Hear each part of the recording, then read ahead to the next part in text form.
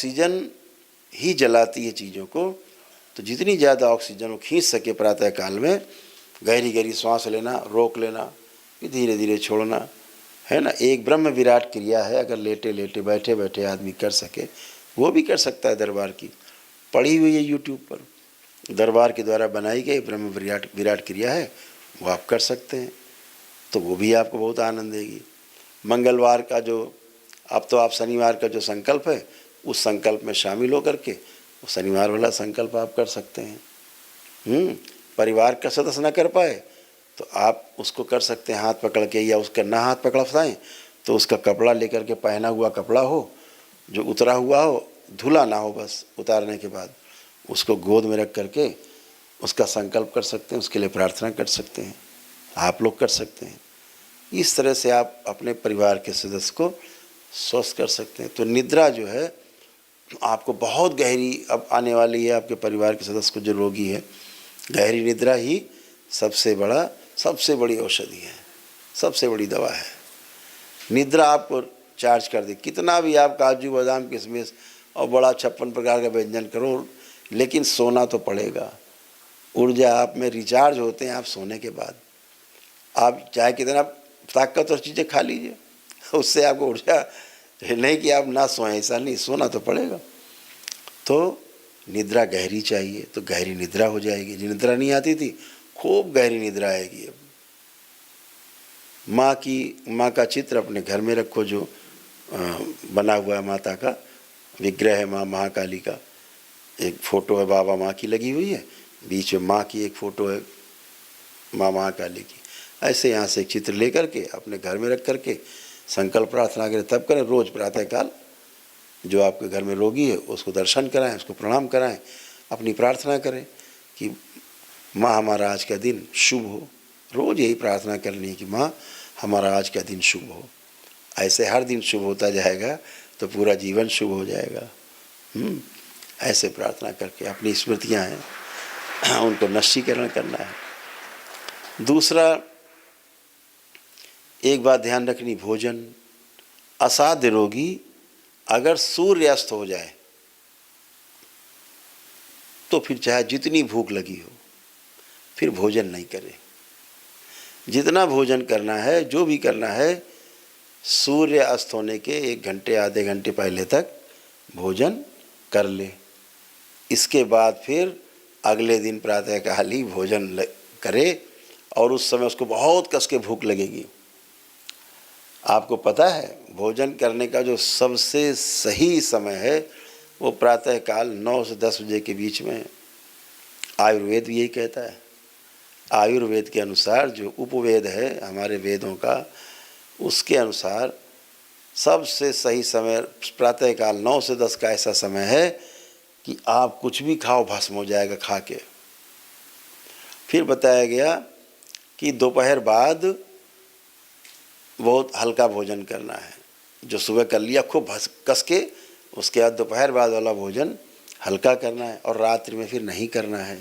वो सबसे नहीं करना है, मतलब नहीं करना है। ये एक औषधि है।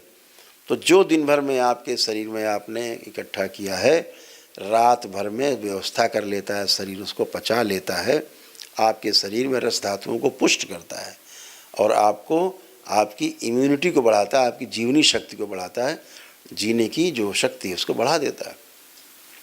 ये आपको करना है। ये बहुत बड़ी औषधि है कि अगर हम सूर्यास्त के पश्चात फिर जल के अलावा फिर हम कुछ भी नहीं खाएंगे, तय कर लिया कुछ नहीं खाएंगे। ये जरूर इस बात को ध्यान रखें। अंकुरित अनाज का प्रयोग करें। अनाज को जैसे चना है या मोठ है या जो भी थोड़ी मेथी वगैरह जैसे लोग कर देते हैं, अंकुरित कर देते हैं, अंकुरित किया हुआ अनाज थोड़ा सा खाने की कोशिश करें। कम पचता हो तो डाल करके उसमें कढ़ाई में, और उसको ढक्कन से ढक करके हल्का सा पानी के छींटे दे करके हाफ बॉयल कर लिया तो आराम से कुचल जाएगा। वैसे ना खा सकते हो तो उसको पीस करके, हल्का बॉयल करके पीस करके, और उसकी रोटी बना करके उसी खिला दीजिए अंकुरित अनाज की।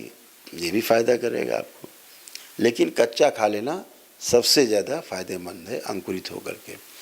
अगर मेवा वगैरह कोई खिलाएं तो पहले भिगो करके उसको पूरा 8-10 घंटे रखें, जल में भीग जाए, अंकुरित हो जाए, फिर से हरा हो जाए तो खाना चाहिए, तभी वो आपके शरीर में लगता है। इस बात को ध्यान रखो। दूध अगर गाय का ना हो, कौन सी गाय? देशी गाय, ये जर्सी गाय नहीं, देशी गाय का दूध अगर आपके पास नहीं है तो जो कैंसर के रोगी हैं दूध की तरफ देखें नहीं। जो कैंसर के रोगी, अगर गाय का, देसी गाय का दूध नहीं है, तो अगर देसी गाय का है तो बहुत सुंदर, लेकिन उसमें भी सावधानी रखनी है। जैसे देसी गाय का दूध है, आपने उसको गर्म किया, एक बार खौला लिया, खौला के रखा है, फिर आपको मान लीजिए 2 बार पीना है, तो दोबारा गर्म करके फिर खौला के नहीं पीना है। गुनगुना कर सकते हैं, लेकिन खौलाना नहीं है। क्यों नहीं खौलाना है? दोबारा आपने अगर दूध को खौलाया तो वो एसिडिक हो जाएगा, शरीर में आपके गैस उत्पन्न करेगा, वायु उत्पन्न करेगा, और शरीर की व्यवस्था को जो एसिडिक है उसको बढ़ा देगा। एक बार तक का दूध उबाला हुआ वो लगभग अल्कलाइन की पोजीशन में रहता है।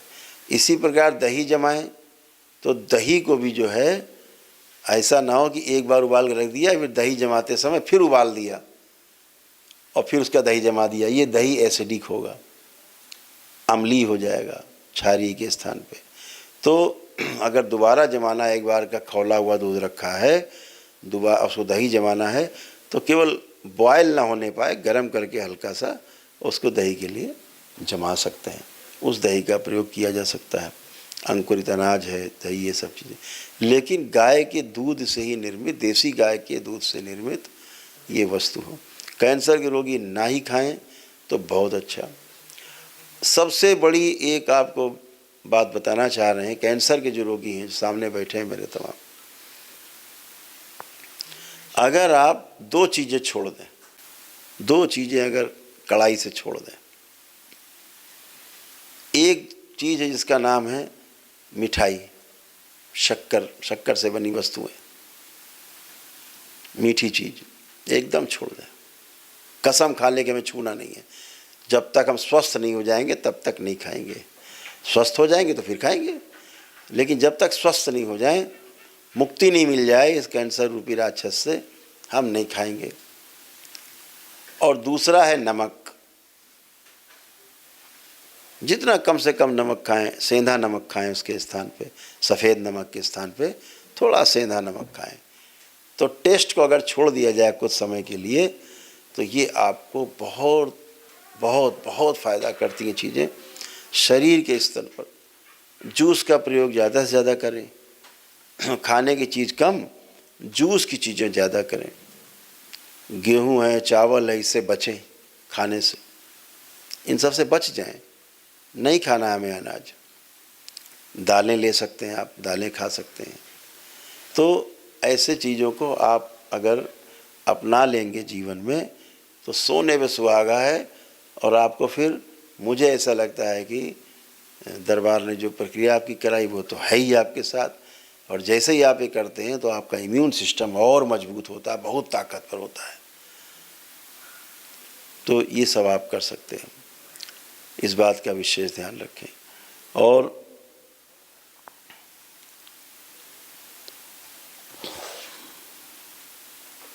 हाँ, जो सबसे अहम बात है, जितने भी असाध्य रोगी होते हैं उनके साथ एक समस्या सबसे बड़ी होती है,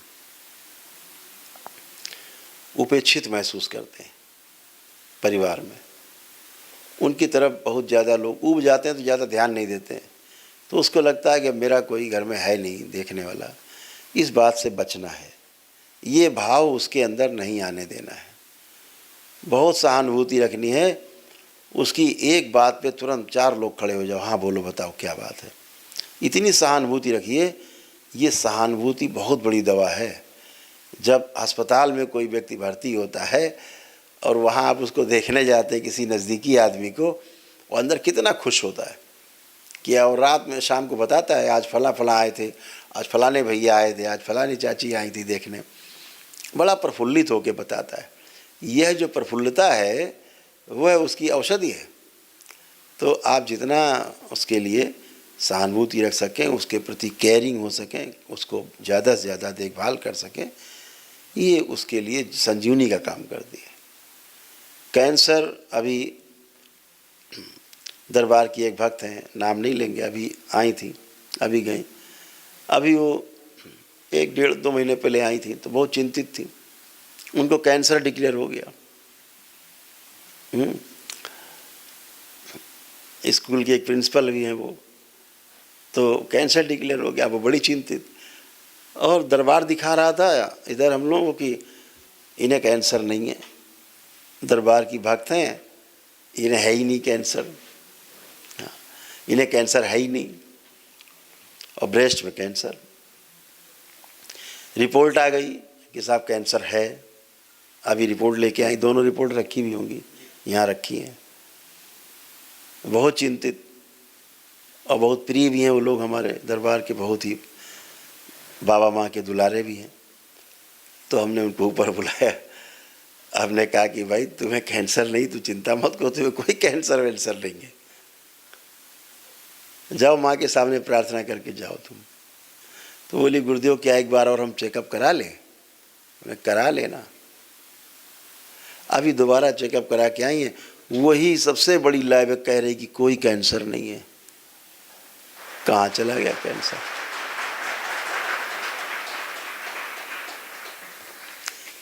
लखनऊ का जो सबसे बड़ा अस्पताल है वहाँ टेस्ट कराया कि साहब अब तो कोई कैंसर नहीं। अब कहाँ चला गया उनका कैंसर? तो ये आपकी आस्था, आपका विश्वास, आपकी श्रद्धा दरबार के प्रति इतनी अटूट है कि बाबा माँ है तो हमारा कौन क्या कर लेगा, कैंसर क्या कर लेगा हमारा। हाँ, तो ये दरबार की शक्ति है। ऐसे कोई बुजुर्ग है जिनको कैंसर उम्र पूरी करने के समय हुआ है, कि उम्र पूरी हो रही है, शरीर छूटना है, तो आपकी प्रक्रिया से एक लाभ होगा, उनका शरीर ऐसे छूटेगा शांति से जैसे बात करते करते सो गए। कोई कष्ट नहीं, किसी प्रकार का कोई कष्ट नहीं। जिसकी उम्र पूरी हो रही है कि ऐसी मृत्यु होनी थी, यही होनी थी, उसे तो सुई की नोक के बराबर भी कष्ट होने वाला नहीं है। वो प्रक्रिया दरबार ने आपको कराई है निःशुल्क। अद्भुत है, इतना कष्ट नहीं होने वाला।